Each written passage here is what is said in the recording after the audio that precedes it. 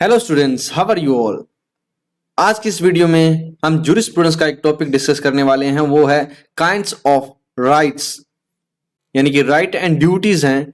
वो हमने अपनी पिछली दो वीडियो में डिस्कस कर लिया, यानी कि एक वीडियो में तो हमने डिस्कस किया था राइट एंड ड्यूटीज क्या है, इनकी डेफिनेशंस वगैरह इसके रिगार्डिंग था, और सेकंड वीडियो में हमने जूरल जो कोरिलेटिव्स थे उनको डिस्कस किया था, जो कि दोनों की दोनों आपको यहाँ पर आई बटन में मिल जाएंगे वीडियो, या फिर आप चैनल की प्लेलिस्ट सेक्शन में जाकर के चेकआउट कर सकते हो। तो आज की इस वीडियो में हम क्या क्या चीजें हैं वो डिस्कस करेंगे, वो देख लेते हैं एक बार।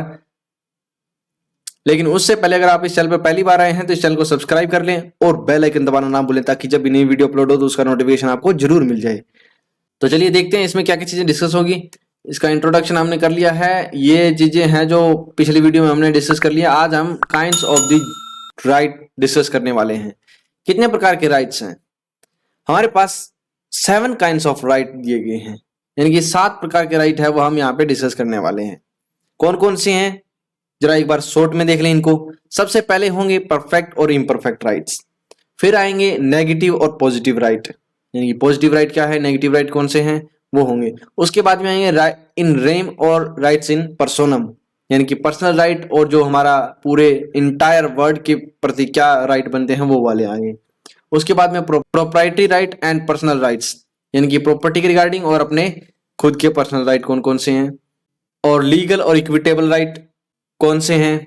उसके बाद में आते हैं वेस्टेड और कंटीजेंट राइट कौन से हैं, और लास्ट वाले होंगे right in propria and right in re aliena, यानी कि ये दोनों के दोनों राइट हैं वो प्रॉपर्टी के रिगार्डिंग हैं। तो वो देखते हैं इनमें डिफरेंस क्या है, वो हम जब कंप्लीट डिस्कशन करेंगे तो तब देखेंगे, तो वीडियो को एंड तक जरूर देखिएगा। तो सबसे पहले हमारे राइट आते हैं perfect rights and imperfect right. जब हम बात करते हैं परफेक्ट राइट की, तो यहां पर उन राइट की बात की जाती है जिनकी कोरस्पॉन्डेंस एक परफेक्ट ड्यूटी होती है। और एक परफेक्ट ड्यूटी कौन सी होती है? परफेक्ट ड्यूटी है वो ड्यूटी है जो कि एक तो लॉ के द्वारा रिकॉग्नाइज भी की जाती है और साथ में उन ड्यूटीज को एनफोर्स भी किया जाता है लॉ के द्वारा। तो वो ड्यूटी यहां पर होगी परफेक्ट ड्यूटी, और इसीलिए इनको परफेक्ट राइट भी कहा जाता है, जो कि रिकॉग्नाइज बाय द लॉ है और एनफोर्स बाय द लॉ है।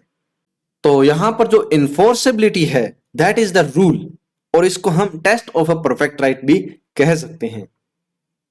वहीं पर अगर हम दूसरी साइड बात करें इम्परफेक्ट राइट की, तो वो राइट हैं जिनको रिकॉग्नाइज तो किया जाता है by the law but enforce नहीं किया जाता लॉ के द्वारा।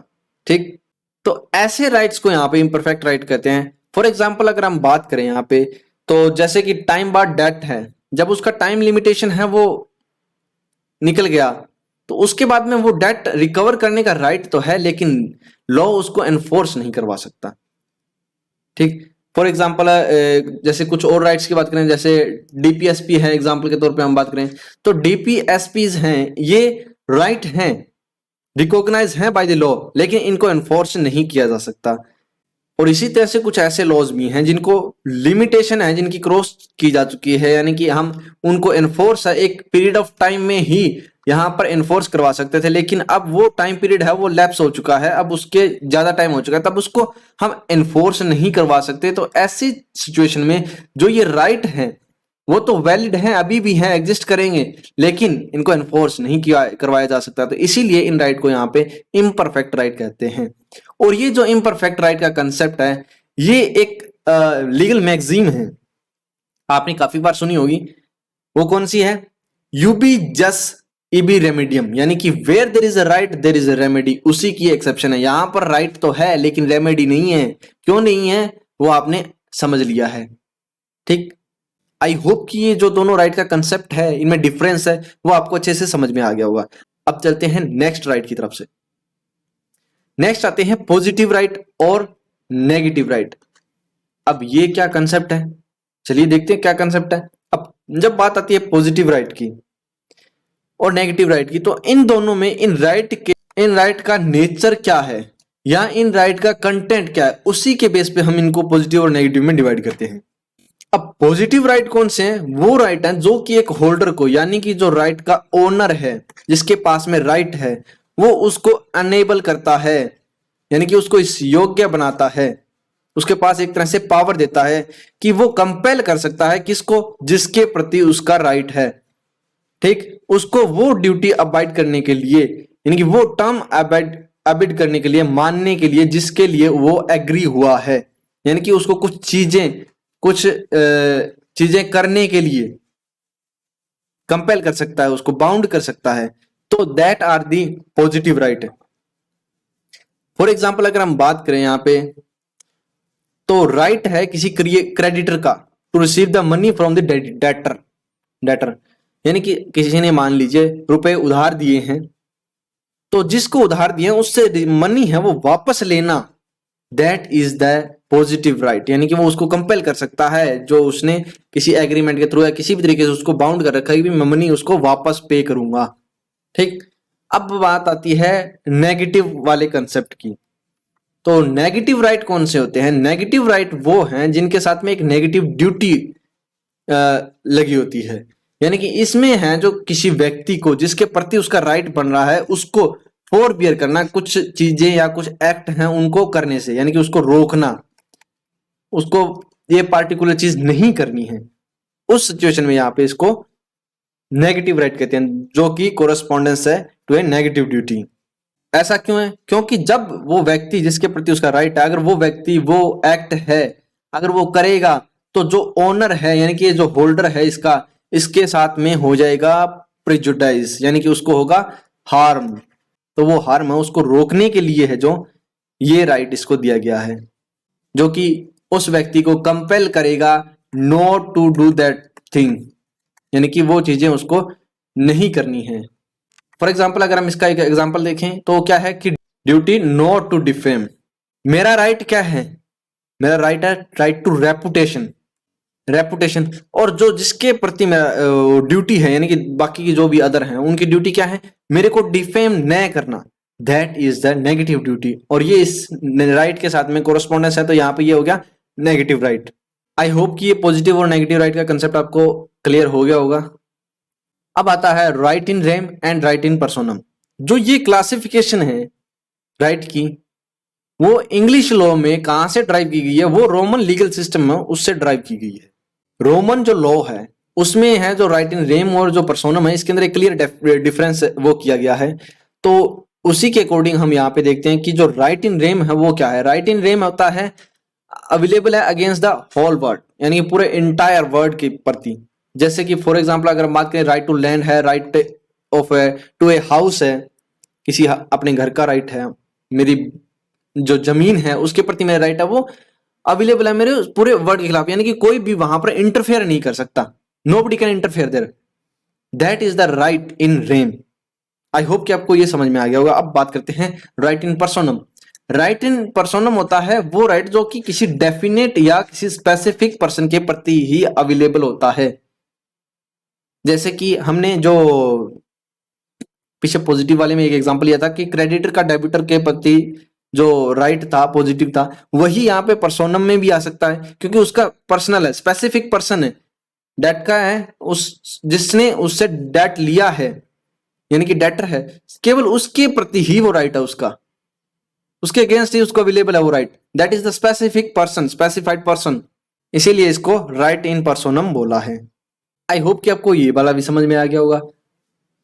और अगर आपको ये वीडियो अच्छी लग रही है तो इसे लाइक करें और अपने दोस्तों के साथ में भी शेयर करें, ताकि उनके भी डाउट्स क्लियर हों। और ये क्वेश्चन है जो यूजीसी नेट लॉ में भी एक दो बार पूछा जा चुका है भी, उसमें ऐसे क्लियर तो नहीं पूछा भी राइट इन रेम या पर्सोनम क्या होता है, वहां पर ये दिया हुआ था जैसे कि हमने जो इकट्ठे पड़े राइट इन पर्सोनम हो गया, जैसे वेस्टेड कंटीजेंट राइट हो गया, लीगल इक्विटेबल राइट हो गया, इस तरह से इनका इकट्ठा ये जो जोड़ा है वो दिए थे ऑप्शन में, और कौन सा मिसमैच था उस हिसाब से हमें बताना था। तो इस तरह से यूजीसी नेट लॉ में ये क्वेश्चन है, कई बार आ चुका है।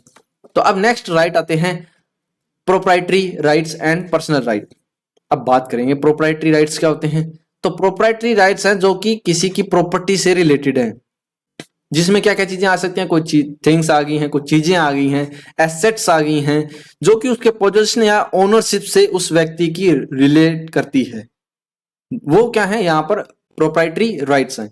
जबकि हम बात करें जब पर्सनल राइट की, तो वो उसके पर्सन से या बॉडी से, यानी कि खुद की बॉडी, शरीर, यानी कि हमारे अपने आप से क्या राइट है, that are the personal right. For example अगर हम बात करें तो जैसे हमारा कैरेक्टर है, हमारी लिबर्टी है, हमारा स्टेटस क्या है, उससे रिलेटेड जो राइट है, जैसे डेफामेशन है, that is the personal right, कि मेरा राइट है right to reputation. Somebody else अगर डिफेम करता है तो वो राइट मेरा उसके प्रति पर्सनल राइट है। लिबर्टी किसके प्रति है? मेरे। स्टेटस किसका? मेरे। मेरा सोसाइटी में स्टेटस क्या है, उसके रिगार्डिंग मेरे को क्या राइट मिले हैं अलग से, तो वो क्या है? पर्सनल राइट्स आ गई। ये वाला कंसेप्ट भी आई थिंक क्लियर हो गया होगा। अब चलते हैं नेक्स्ट कंसेप्ट की तरफ, legal right and equitable right. Sir ये लीगल और इक्विटेबल क्या आ गए? तो ये जो डिस्टिंक्शन है, सिंपल सी बात है, ये डिस्टिंक्शन हमें मिलता है इंग्लैंड में। इंग्लैंड में क्या था कि दो तरह के वहां पर लीगल सिस्टम पैरेलल जो थे एग्जिस्ट करते थे, कॉमन लॉ और इक्विटी। ठीक, तो यहां पर जो कन्फ्लिक्ट था इन दोनों टाइप की कोर्ट्स के अंदर जुरिडिक्शंस का, तो उस हिसाब से यहां पे दो जो डिस्टिंक्शन है राइट्स के बीच में वो किए गए, legal right and equitable right. तो ये दो राइट्स आए यहां पे। तो अब लीगल राइट कौन से हैं? जो कि रिकॉग्नाइज किए जाते हैं by the court of the common law, यानी कि जो कॉमन लॉ की जो कोर्ट्स हैं उनके द्वारा रिकॉग्नाइज किए जाने वाले हो गए लीगल राइट। जबकि इक्विटेबल राइट्स वो राइट है जो कि रिकॉग्नाइज किनके द्वारा किए जाते थे? कोर्ट ऑफ चांसरीज के द्वारा जो राइट रिकॉग्नाइज किए जाते थे वो होते थे इक्विटेबल राइट। और ये जो राइट का इंग्लैंड में जो कंसेप्ट है वो आज भी एग्जिस्ट करता है। लेकिन अब जब हम बात करते हैं इंडिया की, तो इंडिया में ऐसा कोई भी जो डिस्टिंक्शन है इन राइट के बीच में वो एग्जिस्ट नहीं करता। यहाँ पे इंडिया में ऐसा कोई जो लीगल राइट और इक्विटेबल राइट है वो रिकॉग्नाइज नहीं किए जाते। यहाँ पर जितने भी जो इक्विटी राइट्स थे, इंग्लैंड के प्रिंसिपल्स थे, उनको यहाँ पे स्टैट्यूट लॉ में बना दिया गया, यानी कि इनके अलग अलग स्टैट्यूट बना दिए गए, उनके थ्रू यहाँ पे कर दिया। तो यहाँ पर जो पोजीशन है इंडिया में लीगल राइट और इक्विटेबल राइट के रिगार्डिंग वो यहाँ पर अब एग्जिस्ट नहीं करती। यहाँ पे इंडिया में ओनली कौन से राइट अब एग्जिस्ट करते हैं, किनको यहाँ पर रिकॉग्नाइज किया जाता है? That is the individual legal rights, इन्हीं को यहाँ पे रिकॉग्नाइज किया जाता है। नेक्स्ट आते हैं राइट, वेस्टेड राइट और कंटीजेंट राइट। अब वेस्टेड राइट और कंटीजेंट राइट कौन से हैं? वेस्टेड राइट वो राइट हैं जिनके संबंध में अगर हम बात करें तो जितनी भी इवेंट्स हैं वो हैपन हो चुके हैं, मतलब वो घटित हो चुके हैं। किसी भी राइट को किसी में वेस्ट करने के लिए, उसमें जाने के लिए जो भी एसेंशियल इवेंट्स हैं, that all the events have happened, यानी कि सब कुछ कंप्लीट हो चुका है, वो राइट है वो कंप्लीटली अगले में ऑनर में है जो वेस्ट हो चुका है, तो उसी को यहाँ पर वेस्टेड राइट कहते हैं। जबकि कंटीजेंट राइट की अगर हम बात करें तो वहां पर कुछ हैपन हुए हैं, कुछ अभी पेंडिंग है, यानी कि कुछ जो एसेंशियल इवेंट्स हैं उस राइट को वेस्ट होने के लिए ऑनर में तो हो चुके हैं वो, तो कुछ तो, लेकिन कुछ को अगर हमने करना है या उनको न करना है, ऐसी कोई कंडीशन लगा रखी है। जब जैसे ही वो चीजें हैं हैपन हो जाएंगी या हैपन नहीं होंगी, जिस हिसाब से भी कंडीशन है, तो उसी टाइम वो जो राइट है वो वेस्टेड राइट बन जाएगा। इसको हम कंडीशनल राइट भी कहते हैं, क्योंकि यहाँ पे एक तरह से कंडीशन ही है, क्योंकि आधी चीजें हो चुकी हैं, आधी अभी पेंडिंग है, तो कंडीशन ही है एक किस्म से। इसको हम दोनों राइट को एक और नाम से जानते हैं, that is the complete right. Vested right को हम कंप्लीट राइट भी कह सकते हैं और कंटीजेंट राइट को हम इनकम्प्लीट राइट भी कह सकते हैं। यानी कि यहाँ पर तो कंप्लीशन हो चुका है, इसकी जो टाइटल है यानी कि ओनरशिप है किसी चीज की, या वो राइट है कंप्लीटली ट्रांसफर हो चुका है दूसरे व्यक्ति में, या उसके अंदर वेस्ट करता है निहित है उसमें। लेकिन कंटीजेंट के अंदर है वो अभी भी इनकम्प्लीट है, उसमें कुछ चीजें होने वाली हैं, जब वो होंगी तब वो कंप्लीट होगा, तब वो वेस्टेड राइट होगा। तो दैट इज द इनकम्प्लीट, इसलिए इसको इनकम्प्लीट कहा गया है।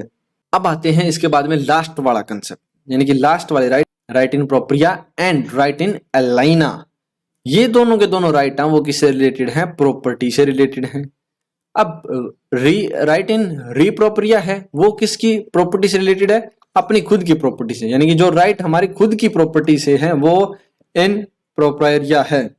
For example right about his land, यानी कि मेरी खुद की जमीन के बारे में जो मेरा राइट है, जो राइट मुझे मिले हैं मेरी जमीन के regarding, that all are the rights in re propria. जब हम बात करते हैं राइट इन रीअलाइना, तो वो राइट आते हैं rights over the property of the another, यानी कि किसी दूसरे की प्रॉपर्टी में हमें क्या राइट मिले हैं। फॉर एग्जांपल हमें राइट मिला है एक रास्ते का, किसी भी साथ लगने वाले जो जमींदार है उसकी प्रॉपर्टी पे। हमारा खेत है, हमारी जमीन है, लेकिन हमें कहीं से रास्ता नहीं मिल रहा, चारों तरफ औरों की जमीनें हैं। तो उसमें से किसी भी एडजॉइनिंग लैंड है, उस लैंड ओनर से हमने कोई रास्ता लिया है, तो उसके ऊपर से जो हमें राइट मिला है, दैट इज द राइट इन रे एलिना। इसको हम एक और नाम से जानते हैं एनक्यूम्बरेंस, यानी कि मोर्टगेज टाइप में। तो यहां पर जब हम बात करते हैं राइट इन रे एलिना, तो यहां पर 4 तरह की और आगे क्लासेस दी गई हैं, जैसे कि लीज हो गया, एक आता है सर्विट्यूड, सिक्योरिटीज, और एक आता है ट्रस्ट। ये यहाँ पर राइट इन एलिना माने जाते हैं, जो कि दूसरों की प्रॉपर्टी के ऊपर हमें राइट होते हैं। आई होप कि आपको आज की इस वीडियो में जो हमने 7 काइंड्स ऑफ राइट्स पढ़े हैं वो एकदम क्रिस्टल क्लियर हो गए होंगे। विद एग्जाम्पल भी हमने यहाँ पर इन सभी को देखा है, तो इसके रिगार्डिंग आपको कोई डाउट नहीं रहा होगा। अगर ये वीडियो आपको अच्छी लगी है तो इसे लाइक करें, अपने दोस्तों के साथ में शेयर करें, और इस चैनल को सब्सक्राइब करना ना भूलें, ताकि जब भी नई वीडियो अपलोड हो तो उसका नोटिफिकेशन भी मिले, जिसके लिए आपको नोटिफिकेशन बेल प्रेस करनी चाहिए।